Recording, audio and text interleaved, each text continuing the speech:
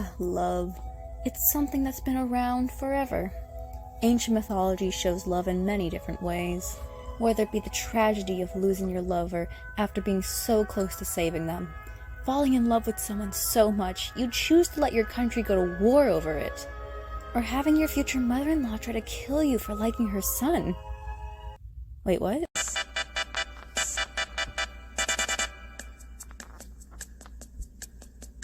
Hi there, my name's Daliana, and today we're going to be analyzing the tale of Eros and Psyche, a high-stakes love story with a happy ending. The main and also only primary source for this myth is Metamorphosis, aka The Golden Ass by AICE.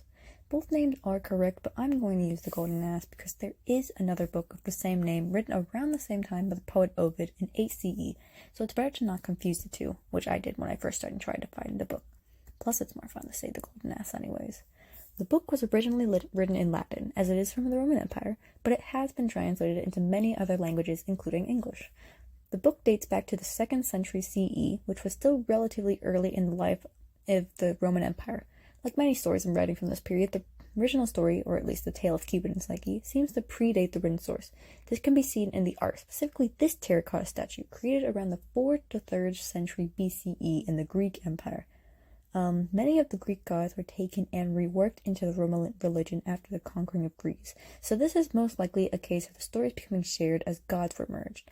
Psyche's name didn't change in Latin, but Eros changed to Cupid, which is what most people know him as. Thus, this is the name used in the Golden Ass, as well as the rest of the gods using their Roman name equivalents. I will be using the Greek names for the characters though, as many sources I've seen choose to refer to him as Eros instead of Cupid, and it seems the two of them are interchangeable when talking about this tale. Now, let's meet our main cast of characters. First off is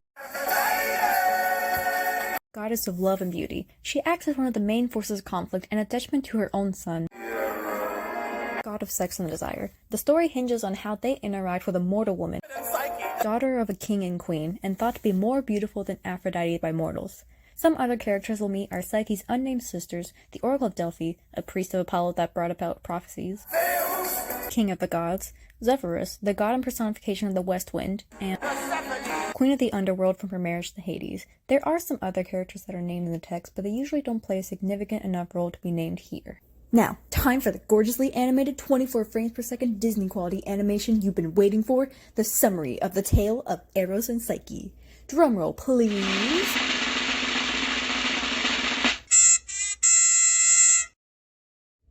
What is this? Hold on, 1 second.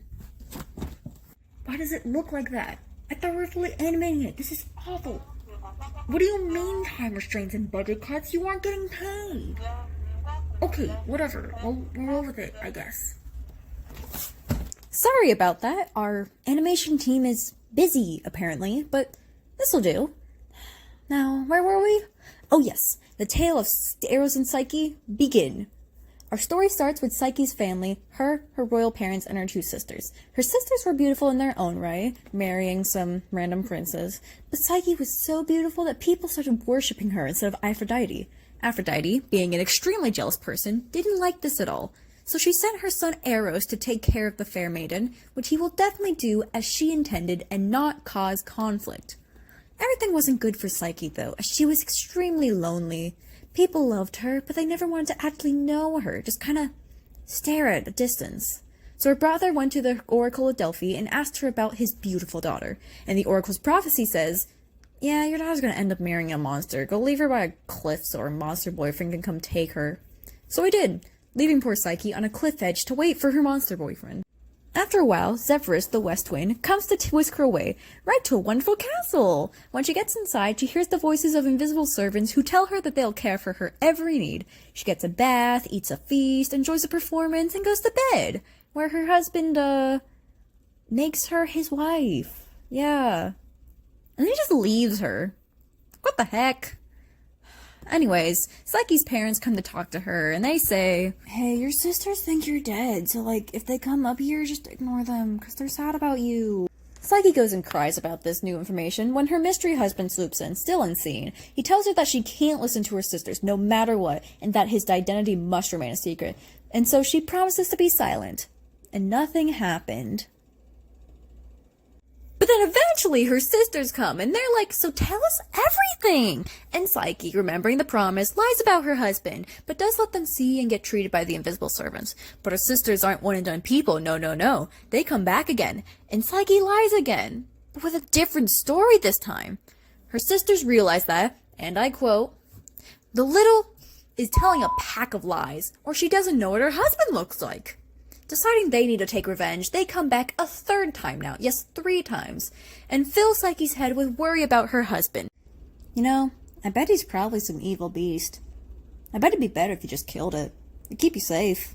See, maybe in her normal circumstances she wouldn't have listened to this, but it also turns out that Psyche became pregnant by her husband, so she's already going through it. Plus now her sisters are peer pressuring her into murder. Filled with incoming dread, she decides to listen to her sisters and kill her invisible husband. So after he comes and lays in bed, she sneaks over with a lamp, leans over, looks at him, and... It's Eros, guys. Of course it's Eros. Like, what did y'all expect? Being shocked that the literal god of love has been her husband for weeks now, she both accidentally pokes herself with one of his arrows, making herself fall madly in love with him, and gets some embers from the flame she's holding onto his shoulder, which sends him right up. Feeling betrayed that his wife has now attacked him, he leaves, but not before explaining how this all happened and why they needed to be kept secret. Now remember when Aphrodite sent Eros to deal with Psyche, you know, like a page of the script ago? Well, he tried, but he was so shocked by her beauty that he accidentally poked himself with his arrow, which made him fall in love with her. So, he decided to become her husband, and try to keep it a secret from everyone, including her.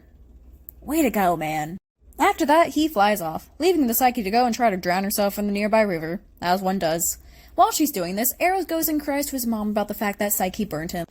Mom, you don't get it! I trusted her, and she burnt me! Aphrodite, already hating Psyche, decides that she'll pay for hurting her son. So she tracks down Psyche, who's been going to different temples to try and find refuge, to no avail, and beats her up a little bit before deciding that she's going to give her multiple tasks to try and earn her marriage with her son. Task number 1. Sort these 4 types of seeds by dawn. Psyche knew she couldn't sort through all of it, but luckily she's like a Disney princess, and some ants help her sort it all, which makes Aphrodite kinda mad. Eros is also being locked up in solitary confinement to keep him from seeing Psyche, but he'll escape at some point. Task number 2. Go get some golden fleece from some sheep. Problem, these sheep are vicious and will not be letting her get their fleece easily. Psyche, tired of everything really, tries to throw herself into the river, again, but is stopped by some reeds that speak to her and give her advice. They tell her to grab fleece from a nearby tree instead of trying to face the venomous sheep. So she does, and Aphrodite is yet again not happy that Psyche managed to complete a seemingly impossible task. So another one she must do. Task number 3. Climb up a mountain and get a pitcher of water from the river Styx. The task is difficult because of the dangerous rocks and the water itself telling her to go away.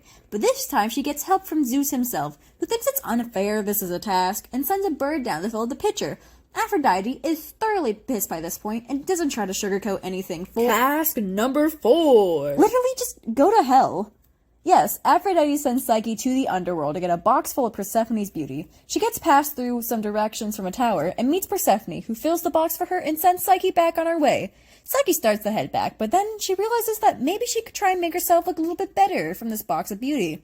Unfortunately for her, Persephone decided to fill the box with death instead to get back at Aphrodite, and Psyche dies. And the story ends. Our lovers never reunited as Eros will never see the gates of Tartarus. Oh, never mind. Eros escaped after healing up and revived her. Well, after the lovers get out of the underworld, they fly to Zeus and ask that they be married again to grant Psyche godhood. Aphrodite is opposed to this, but Zeus is like, well, I can't stop you guys. You already got married before. Why not again? Here, have some ambrosia.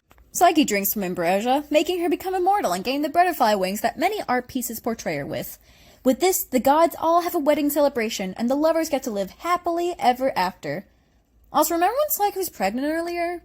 Well, she gives birth as well, and to quote the book, there was born to them a daughter, whom we call Pleasure. The end. Well, I think that's everything I needed to cover. Thank you for your time, and for listening to me ramble on in animated form for over 10 minutes by this point. See you next time. Oh, by the way, her sisters, died.